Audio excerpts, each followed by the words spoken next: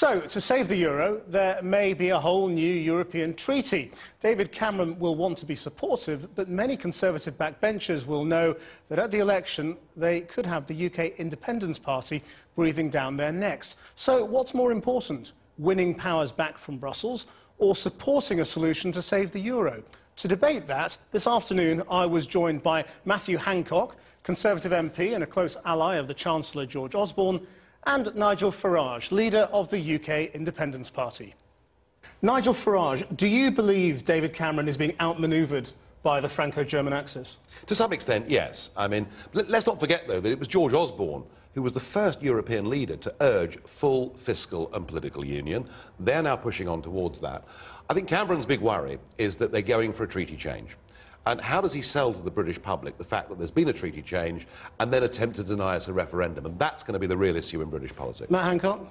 Well, I think that the breakup of the euro would be a very, very serious disaster for the UK and for the UK economy.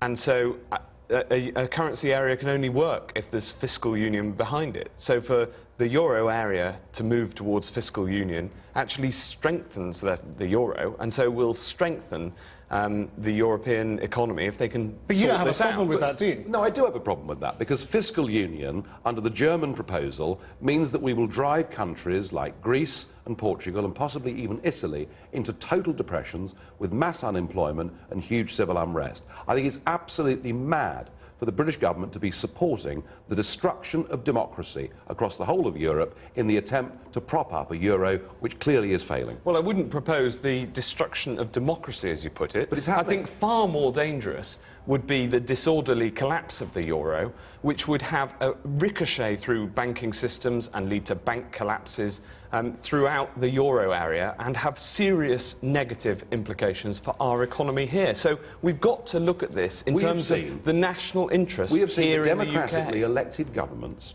in Greece and Italy removed by the bully boys from Brussels with German support and replaced with lackeys of the system and people who were the architects of this failure. Surely, if we're good Europeans, we should urge those countries to leave the euro and get their democracies back. Well, the danger of the euro breaking up is that the banking system in the euro area, which we already know is weak, becomes even weaker, and banks collapse, and we have the second round of what we saw in 2008. We heard these sorts of arguments before Lehman's collapsed by people saying, let Lehman's go, it'll be fine, don't worry about it. And we all saw what happened then. It was extremely ugly. Now we're looking at a renegotiation of treaties or a new treaty.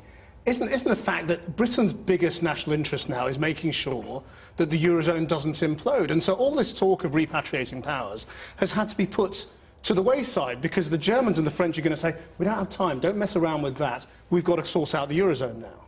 Well, so you have been outmanoeuvred on this one? Well, no.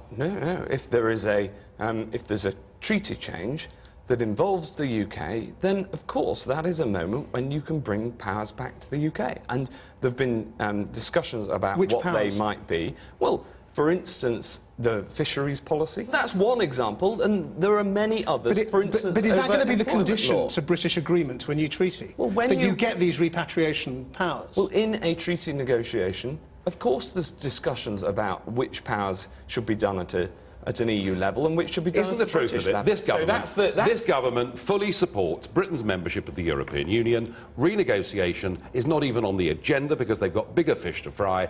And surely, isn't the reality that now the vast majority of the British people and British businesses want us to have a free and fair referendum to decide our future, and it's your government denying us that? I want a trading arrangement with Europe. I want to make sure that we can trade, given that 50% of our exports go to EU countries. It is to EU countries. No, that's to Euro area countries. 50% to the EU, and you want to come out of the EU.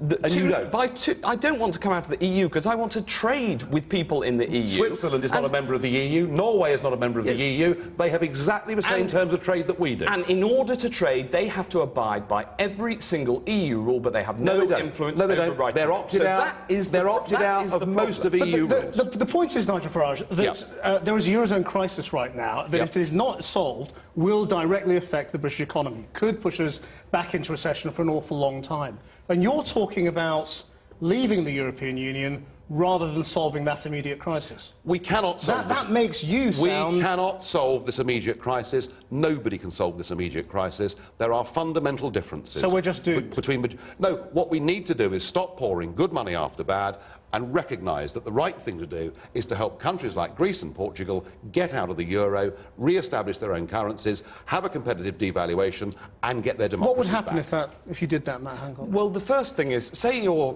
Portuguese and you have a mortgage, and your mortgage is denominated in euros, and Portugal leaves the euro, and its currency falls, your mortgage would double. Your mortgage payments would double. So you would be in a very serious economic situation yourself, and that would happen to millions of families and businesses across countries that leave the euro. And so the consequences, can you imagine the consequences of that on those economies and on the banking systems in countries that left the euro?